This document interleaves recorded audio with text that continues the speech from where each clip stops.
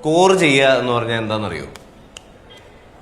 Score എന്ന് പറഞ്ഞാൽ ഈ എക്സാമിനൊക്കെ സ്കോർ ചെയ്യുക, ഈ സ്കോർ ഫോർ ആൻ എക്സാം അല്ല. അതായത് ഈ കഞ്ചാവൊക്കെ പോലത്തെ ലഹരി വസ്തുക്കളില്ലേ, അത് സംഘടിപ്പിക്കുന്നതിന്, അത് വാങ്ങുന്നതിന് കുട്ടികൾ ഉപയോഗിക്കുന്ന കോഡ് വാക്കാണ് സ്കോർ ചെയ്യുക എന്നുള്ളത്. അപ്പൊ ഈ ലഹരി സംബന്ധമായിട്ട് കുട്ടികൾ ഉപയോഗിക്കുന്ന ഇതുപോലത്തെ കുറെ കോഡ് വാക്കുകളുണ്ട്. അതിനെ പറ്റിയിട്ട് പഠിക്കാനാണ് ശരിക്കും പറഞ്ഞ ഇന്നത്തെ ക്ലാസ്. അപ്പൊ ലൈൻ ഇടുക എന്ന് പറഞ്ഞാൽ എന്താണെന്ന് അറിയോ?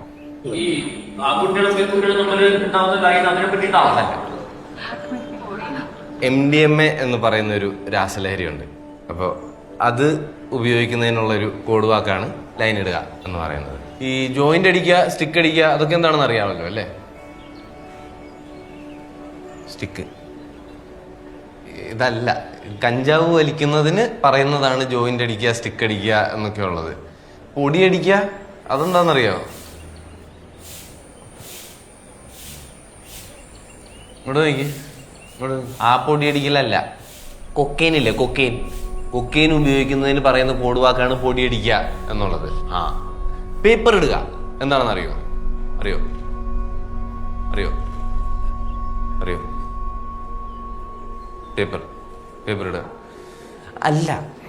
LSD എന്ന് പറഞ്ഞിട്ടൊരു ഡ്രഗ് ഉണ്ട്, ഒരു രാസലഹരി വസ്തുണ്ട്. അത് ഉപയോഗിക്കുന്നതിന് പറയുന്നതാണ് പേപ്പർ ഇടുക എന്നുള്ളത്. ഇനി പേപ്പർ തരുവോ അല്ലെങ്കിൽ പേപ്പർ ഉണ്ടോ എന്ന് പറഞ്ഞ് വേറൊരെണ്ണം കൂടെ ഉണ്ട്. അതെന്താണെന്നറിയാമോ? അതായത് ഈ കഞ്ചാവൊക്കെ റോൾ ചെയ്യാനായിട്ട്, അത് ചുരുട്ടാനായിട്ട് ഉപയോഗിക്കുന്ന ഒരു പ്രത്യേകതരം പേപ്പറുണ്ട്, റോളിംഗ് പേപ്പർ.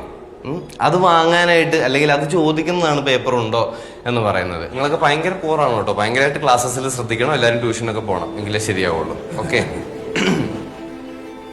തമാശയല്ല. വളരെ സീരിയസ് ആയിട്ട് നോക്കുമ്പോൾ കുട്ടികളുടെ ഇടയിലെ ലഹരി ഉപയോഗം നിർത്താൻ ഏറ്റവും നല്ല ചാൻസ് ഉള്ളത് നിങ്ങൾ പേരൻസിന് തന്നെയാണ്.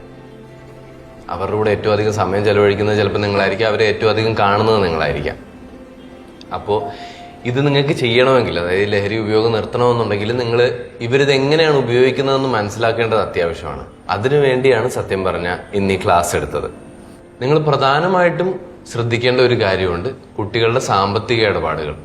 അതായത് അവരുടെ കയ്യിലുള്ള പൈസ അവരെങ്ങനെ ചെലവാക്കുന്നു, ആ പൈസ എങ്ങോട്ട് പോകുന്നു, ഇതിന്റെ വിവരങ്ങളെല്ലാം നിങ്ങൾ ചോദിച്ചറിയണം. അതായത്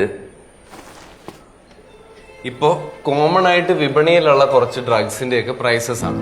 ഓക്കെ, ഇത് കുട്ടികൾ തന്നെ പോയി വാങ്ങണമെന്നില്ല, അവർ ചിലപ്പോൾ ഒരു ഗ്രൂപ്പായിട്ട് ഷെയർ ഇട്ടിട്ടൊക്കെ ആയിരിക്കും ഇത് വാങ്ങുന്നത്. അപ്പൊ അവരുടെ കയ്യിലുള്ള പൈസ എങ്ങനെ ചെലവഴിക്കുന്നു എന്നുള്ളത് നിങ്ങൾക്ക് കൃത്യമായിട്ട് അറിയാമെങ്കിൽ നിങ്ങൾക്ക് ഇത് കുറച്ചും കൂടി നന്നായിട്ട് ട്രാക്ക് ചെയ്യാൻ പറ്റും. ഇനി അവർ ലഹരി ഉപയോഗിച്ചിട്ടുണ്ടോ എന്ന് നിങ്ങൾക്ക് എങ്ങനെ മനസ്സിലാക്കാം?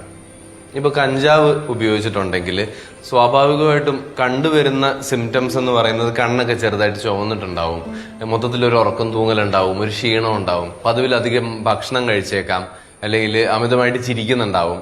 ഇങ്ങനെയുള്ള സിംറ്റംസ് ഒക്കെയാണ് പൊതുവായിട്ട് കണ്ടുവരുന്നത്. മറ്റ് ലഹരി പദാർത്ഥങ്ങൾക്കൊക്കെ കുറച്ചും കൂടെ അവർ എനർജറ്റിക് ആയിട്ട് നിൽക്കും. ഇവർക്ക് ഉറക്കമൊന്നും വേണ്ട, അല്ലെ അവരുടെ വാക്കിൽ തന്നെ പറഞ്ഞാൽ അവർ ഫുൾ ഓൺ ആയിട്ടായിരിക്കും നിൽക്കുന്നത്. ഇതെല്ലാം ഇന്നിവിടെ വന്ന് പറഞ്ഞതുകൊണ്ട് എല്ലാ സമയവും നിങ്ങൾ എല്ലാ കുട്ടികളെയും സംശയത്തോടെ നോക്കരുത്. ഓക്കെ, ഇനി അഥവാ നിങ്ങളുടെ കുട്ടികൾ ലഹരി ഉപയോഗിച്ചിട്ടുണ്ട് എന്ന് നിങ്ങൾക്ക് മനസ്സിലാവുകയാണെങ്കിൽ നിങ്ങൾ എന്താ ചെയ്യുക? അതിനെ ചൊല്ലി നിങ്ങൾ അവരുമായിട്ട് തർക്കിക്കുവോ, ശിക്ഷിക്കുവോ, അല്ലെങ്കിൽ വീട്ടിൽ വലിയൊരു അടിയും ബഹളവും ഉണ്ടാക്കുവോ? ഇതൊന്നുമല്ല ചെയ്യേണ്ടത്. ഇതിന് പരിഹാരം നിങ്ങൾ ഒറ്റയ്ക്ക് കണ്ടുപിടിക്കണമെന്നില്ല. 14405 ഒരു ഹെൽപ്പ് ലൈൻ നമ്പറാണ്.